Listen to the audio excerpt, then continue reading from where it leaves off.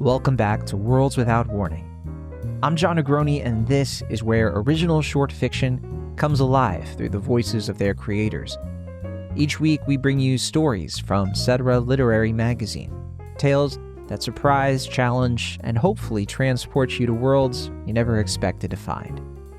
Today, I get to share another special story. This one is the second story we ever published on Etc. way back in January of this year. It's called The Moon Dancer's Bargain, and it's an original fairy tale inspired by Caribbean folklore. I wrote this piece as my attempt to create something that felt both timeless and completely new to me. A story that could sit alongside the fairy tales we grew up with while drawing from traditions that don't always get the spotlight they deserve. This one's about magic, sacrifice, and the prices we pay for the things we want most. I'm not going to give anything else away, but I will say this. The story involves a young woman, a mysterious bargain, and the kind of choice that can change everything. After I read the story, I'll be sharing some of my author's notes that I'm writing specifically for this episode. When we originally published The Moon Dancer's Bargain on Etc., I didn't include any behind-the-scenes insights, so this will be the first time I'm talking about where the story came from and what it means to me. As always, you can find the written version with original artwork over at etc.substack.com. All right, here is The Moon Dancer's Bargain. The Moon Dancer's Bargain. When the sea demands everything, one woman stands alone. Written by Jon Negroni, edited by Natalia Emmons, narrated by Jon Negroni. Long before the sea forgot its song, Annacona walked the shore where painted waves never failed to greet her. Anna's feet pressed shapes into the wet sand. Circles, lines, zigzags, marks no tide could steal fast enough. Anna. The wind would hum in spirit, tugging at her braids, twisting salt into her skin. She ignored it. The wind spoke often, usually nonsense, but tonight even the gusts lacked feeling. They were far too eager and loud and cloying. Behind her, the village crouched in the moonlight, a cluster of straw-roofed homes huddled like children clinging to one another. Smoke escaped a single chimney, someone boiling cassava, no doubt. Everyone else had gone to sleep early, as if they believed darkness would make them invisible to the thing beyond the reef. The Moon Dancer. Anna had no patience for hiding. She would never let herself be invisible. Her sister whispered earlier, tears staining her face, fear in every breath, that the elder had made the announcement. A child for the Moon Dancer. Not a goat, not a jewel, not even a string dozen of pearls, but a child, a life. Her sister's unborn baby still cradled in her belly. The elder's voice still rang in Anna's ears, deep and chilling to her bones. "The dancer's price cannot be refused," the elder said. "Without the tides, the fish will leave us. Without the fish, we will starve." "Then you are cowards and slaves," Anna cursed when the meeting ended. She stormed to the beach to chase the tight knot of rage building in her gut. She didn't believe in monsters, not the way the others did. The stories about the Moon Dancer, those spare cautionary tales, belonged to children too young to know what true fear tasted like. The villagers were fools to treat them as sacred. Anna believed in the totems, in the stories her ancestors left for them, unscripted. At the edge of the waves, not far from where Anna stood, a shadow moved with purpose. Anna couldn't move, nor could she respond. Her breath caught somewhere between her throat and her chest. The moon hovered the sky, coloring the horizon in silver fire, and for one terrible moment, the shape at the water's end appeared human. A figure dancing, hips swaying to music only the ocean could hear. Not a person. A crab, Anna speculated, forcing herself to move closer. Or a trick of the light. Her voice broke the quiet, brittle as a dried leaf, but her legs refused to stop their mindless approach. One step, then another. The shadow halted, then turned to face her. A crab this was not.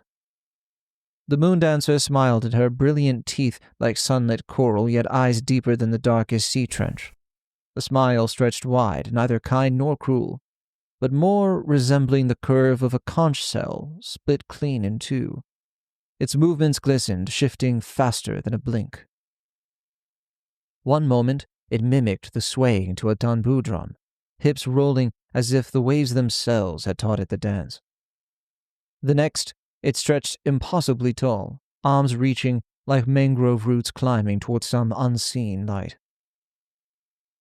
Anna's chest stiffened, her breath light beneath ribs strong from years of hauling nets and rowing canoes. The salt air stung her nose sharper now, thick with the smell of rotting seaweed and coppery brine. The totems her ancestors left behind told much of spirits connected to the tides, but none spoke of how they gazed, deep, like storm clouds gathering behind the moon's watchful, mournful eyes. "Ah, you walk alone at night," the moon dancer chirped. Its voice sung, heavy as wet burlap dragged through sand, yet smooth like the first sip of aged rum.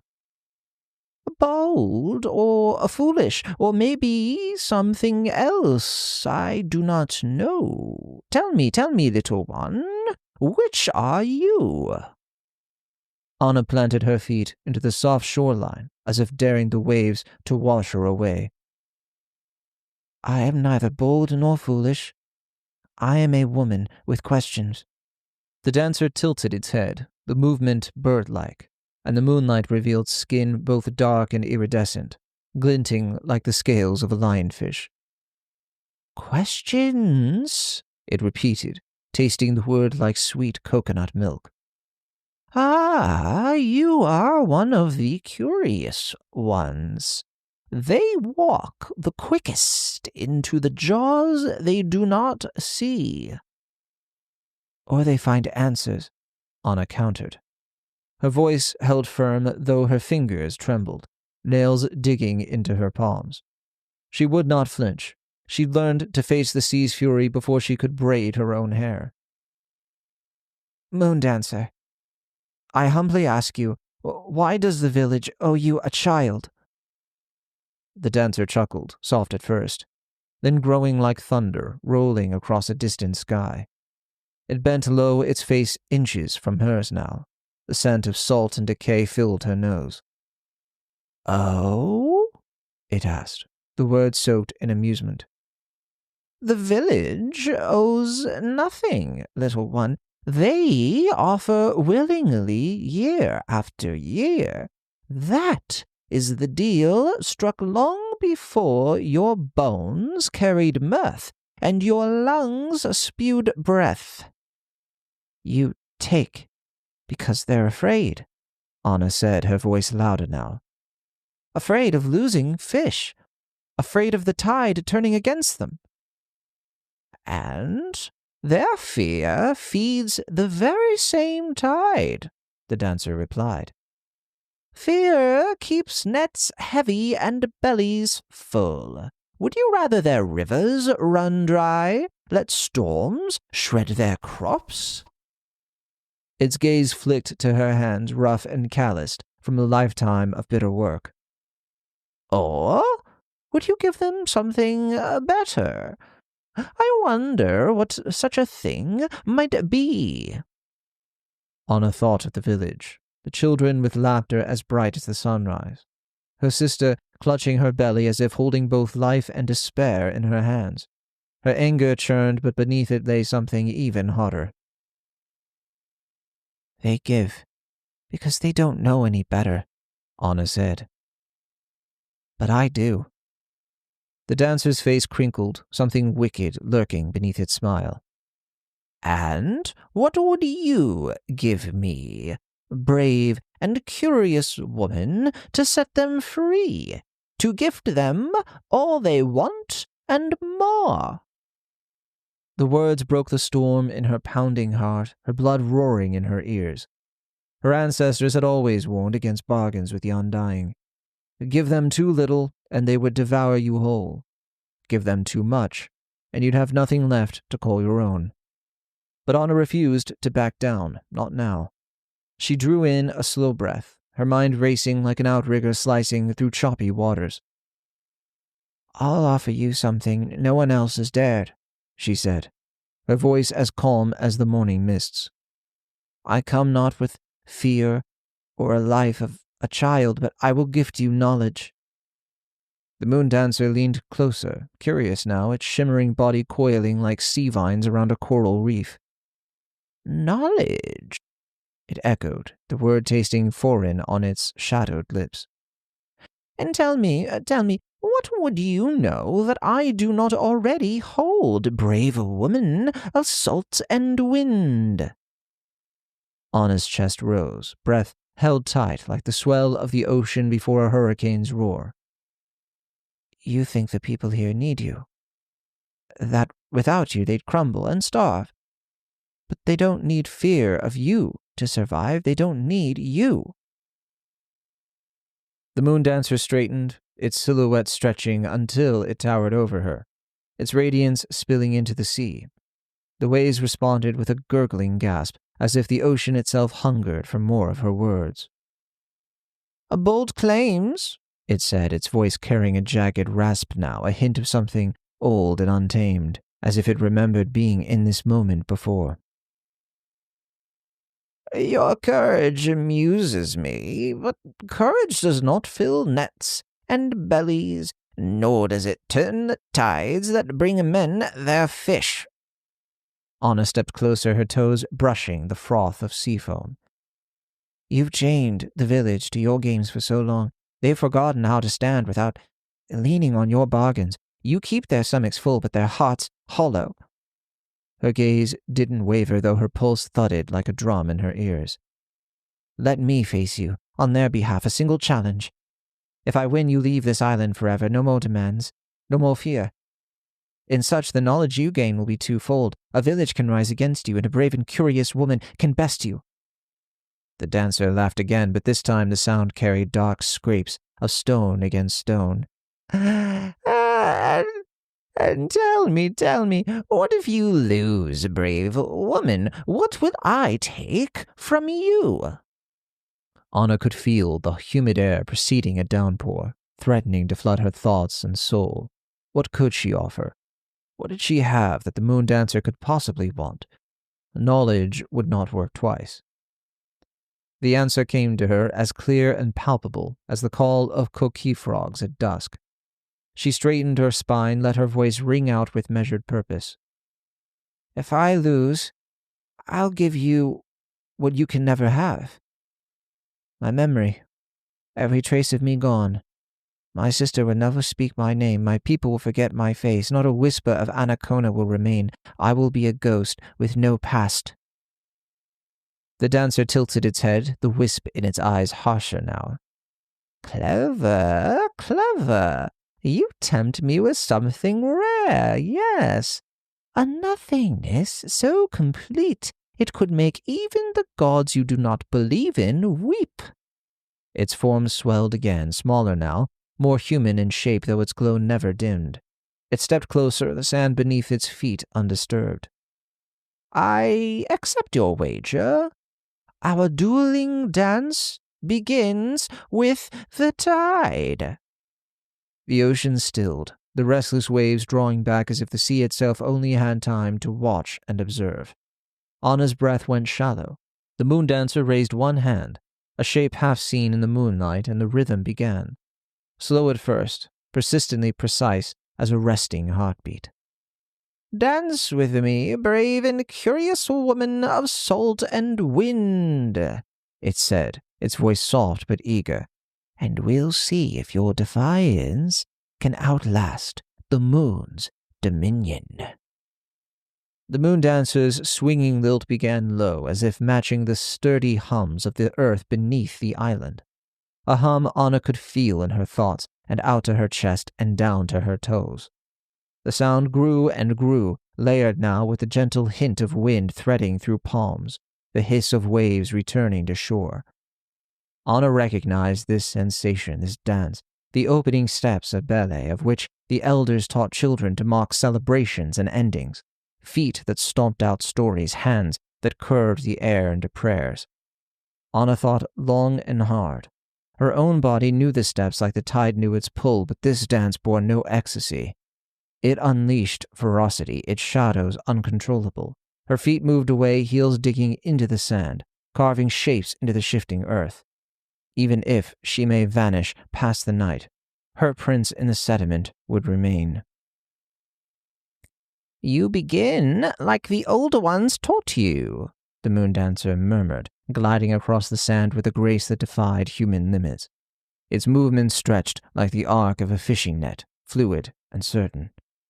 "A brave and curious woman of salt and wind who knows some of what came before her, who knows her ancestors by their remains. But can you keep their beats? Can you endure when rhythms change?" It did change. The tempo quickened, syncopated now, forcing her body to adjust, to anticipate. Each step required perfection, each sway demanded utmost control.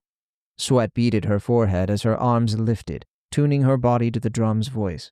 She stomped, she twisted, she spun, none of it enough to outlast the moon dancer, but she would not stop trying.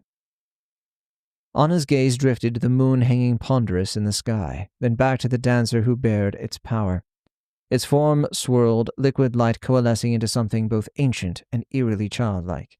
It moved with flawless precision, its feet never faltering, its limbs bending, as if weightless and on strings pulled by gods.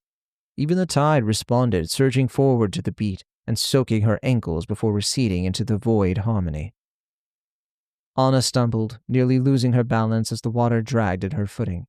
She clenched her fists, planting her feet firmly once more. This wasn't just about steps or pace. The dancer had praised her, yes, but had also underestimated her. She had more than a dance to bargain. She had a village. The village who raised her. She closed her eyes and drew on the image of her sister to inform her sway.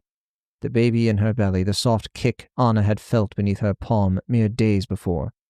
In her mind, the child had danced, tiny feet tapping against its mother's ribcage, a beat of its own making. Not ballet, not the moon dancer's conjured steps, but something new.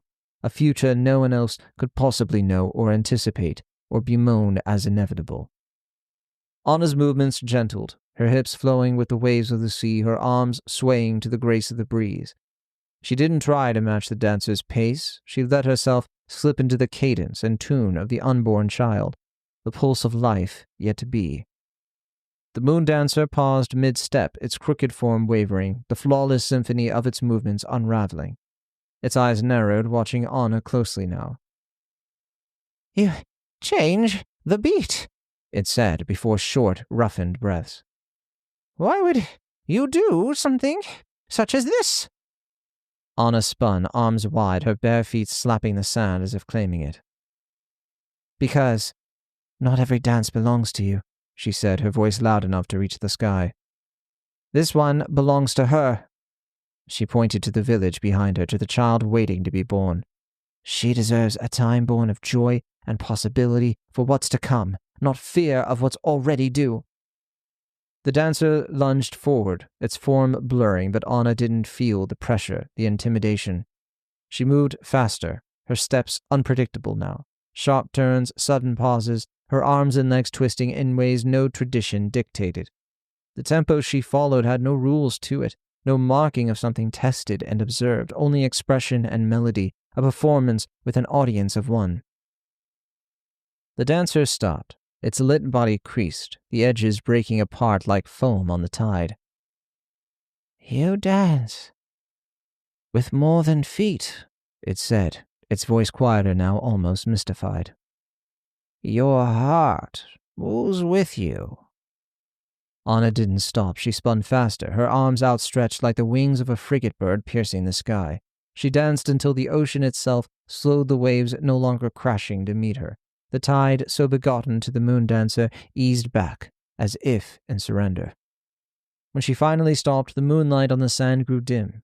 The moon dancer stood still, smaller now, no longer a lofty force, Its shine flickered into the embers of a dying fire. "You win," it said simply, its voice tired and creaking.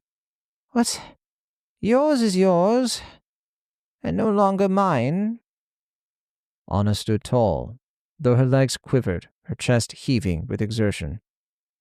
"Then leave this place," she said, her voice resolute. "Let my village be." The Moondancer's form dissolved, its light sinking into the waves, but the tide did not retreat as before. Instead, it lingered at the shore as if waiting. The dancer's voice, faint as a whisper carried by the trade winds, drifted through the air one last time.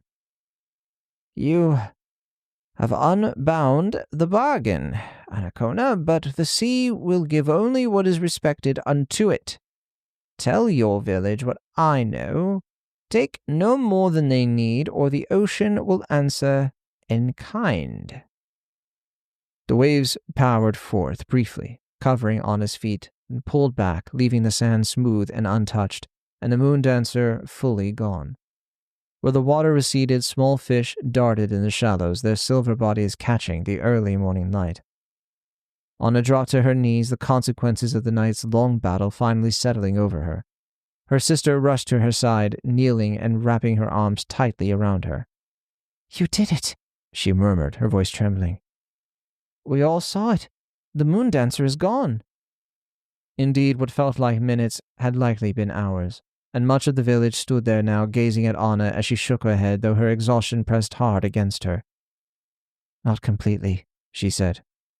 Her gaze fell to the shimmering fish flopping the beach, the water suddenly alive with life where it had been barren for months. "It left us a lesson." The villagers approached cautiously, their footsteps hesitant on the damp sand. One of the elders stepped forward, his face wrinkled with both fear and hope. "What does this mean?" he asked, staring at the fish-filled waters. "It cannot have been so easy." Anna rose slowly, her legs barely strong enough to hold her. She faced the villagers, her voice strong despite the exhaustion wearing her bones. "The Moondancer once kept the tides and the fish in balance, but only because we gave it everything it wanted. We gave it our fear, we gave it sacrifice, we offered it a strained dependence, and now—" She gestured to the ocean still teeming with small fish, the water clearer than it had been in years. "Now the balance is in our hands. The sea will provide if we take only what we need. If we honor it, it will honor us." One of the fishermen stepped forward, his hands calloused from years of hauling empty nets. "And if we don't?" The villagers watched in stunned silence as the sea grew unnaturally calm. The moon's light, brighter than before, reflected on the waves, kissed by silver. Anna stood still, her breath losing purchase once again. Her feet, rooted in the sand, heavy yet alive, as if the earth beneath her had begun to drink in her strength. The air spoke with an unearthly voice. Wind without words. The sea stretched toward her, small rivulets of water curling at her ankles, her calves, her knees. The tide lifted her gently as if she weighed no more than a shell, carrying her toward the horizon. She didn't resist. Her body moved easily, instinctively, as though she belonged to the water, to the moon, to something greater than herself, and even her people. Her sister screamed, breaking the unnatural calm. "Anna!" She waded into the waves, the water soaking her skirt, but a strong current held her back. Anna turned, her eyes meeting her sister's. There were tears, but also a hesitant peace. "The child is safe," she said tenderly. Her voice carried, though no one could say how. "The village has its chance once again. This is what I have given." "No!" her sister cried, her hands pressed against the tide that refused to allow her closer. "You don't have to go! You have to stay with us!" Anna's lips formed a small, haunting smile. "This is where I belong now. The Moondancer doesn't disappear, it changes, like the sea's pull. Someone always stays behind to remind the village of its promises." Her eyes glimmered, catching the moonlight. "And so it is my turn." The villagers stood placid on the shore, their faces filled with awe and wrinkled grief. The elder stepped forward, his voice breaking. "It happened before," he whispered. "Long ago, the first Moondancer. She was a brave woman just like her. She gave herself so the village could learn." His face dropped to the sand, ashamed. "But we forgot." Anna's sister shook her head, hot tears streaking her face. "And we'll forget again. Anna, please don't leave us. You mustn't." The tide grabbed her further, water now lapping at her waist and shoulders.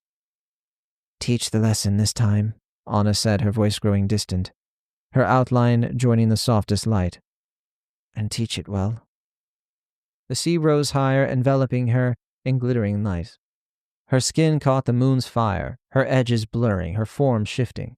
Her hair streamed behind her like dark seaweed, her arms flowing like the currents themselves. She stretched, growing taller, brighter, until she no longer looked human at all. Her body reflected the ocean's depths, her gaze filled with the polish of the moon and the green of the mangroves. Her feet no longer touched the sand, she hovered above the surf, a figure of salt, wind, and water. The new moon dancer smiled, a knowing, sorrowful smile as it turned toward the horizon.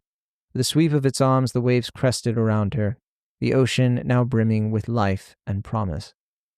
The figure began to dance, its steps carving patterns into the water's surface, each one a silent warning, a gift, a chance. The villagers watched as the moon dancer disappeared, where the light met the blue, its rays mingling with the moon's reflection. The tide receded, leaving the sand smooth and untouched, save for a single pair of footprints that stopped abruptly where the sea had claimed her. Anna's sister fell to her knees, clutching her belly, the child within stirring as if in answer. The elder placed a hand on her shoulder, his voice hoarse but steady. "We won't forget this time. We'll teach the children will teach theirs, and we'll honor her dance." The ocean whispered its reluctant agreement, the waves lapping gently at the shore, their song no longer mournful but quiet and reflective. Far out at sea, the moon dancer twirled beneath the light of the full celestials, its movements steadily eternal. Anacona, now something more, something vast, watched over the waters, her heart full with the knowledge that the children would live. The village had its next chance, and the sea would remain in its unending bend. For now. Because the tide, much like all things, will always return. That was The Moon Dancer's Bargain, and here is my author's note on this piece. So I have to admit, The Moon Dancer's Bargain is easily one of my favorite stories I've written in the last year or so. And that said, it took me some time to find the right home for it. I actually crafted this tale originally for a submission call from the Fairy Tale magazine. I put out I worked on 2 stories. I submitted one of them, and the story I submitted did end up getting published under their Sleeping Beauty issue. But this one, The Moon Dancer's Bargain, it didn't quite match the themes of what Fairy Tale magazine had coming up next, and I didn't really find or really come across any other place that seemed like the right fit. So I decided to share it on Cetera as our second story ever back in January of this year. Now, the story itself comes from years of research I've put into regarding Taino and broader Caribbean folklore and mythology. It's a personal passion of mine as a Puerto Rican and someone who loved going to the Caribbean throughout my childhood. And I felt like, in this case, getting into the folklore, the mythology, which is so unique in the Caribbean just in general, for me, it feels like a reclamation. It feels like an invitation to my own heritage.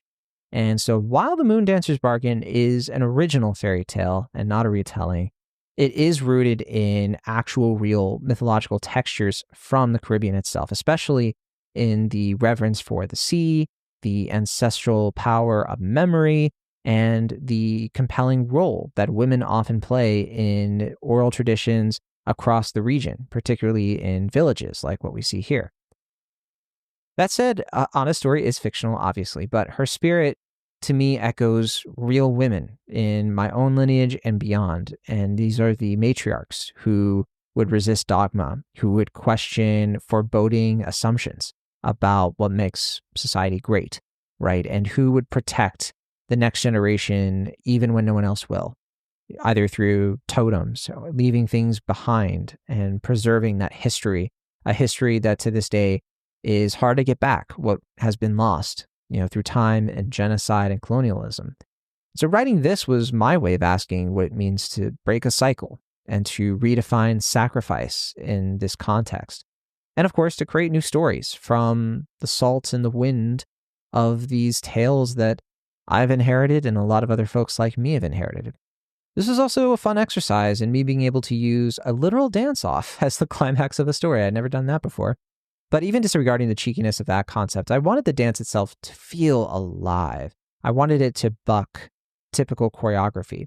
Personally, I love to dance in my real day-to-day life, but I hate the rigidity of certain approaches to dancing or the expectations when people declare there's a right or wrong way to do it and all of that. I love when dance can be jazz and pure expression that is improvised and even a little defiant. And on that note, Anna's defiance in this story, it's not loud or contrarian for its own sake.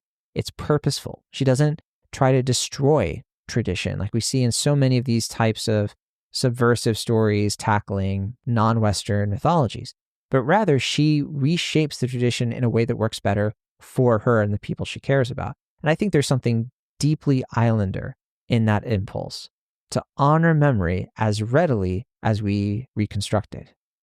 But as I said before, you can find the Moondancer's Bargain along with all of our stories over at cetera.substack.com, and you can subscribe for free to get new fiction delivered every Thursday or the occasional bonus story like this one. Everything we publish is carefully edited by Natalia Emmons, who really does have such an incredible eye for both story and craft. We'll have another story in just a couple of days, something completely different from this one, I think, and I hope it surprises you in all the best ways. So thank you so much for listening to Worlds Without Warning. Until next time, keep your eyes open for the magic hiding in plain sight, and remember that the best bargains are usually the ones we don't have to dance for.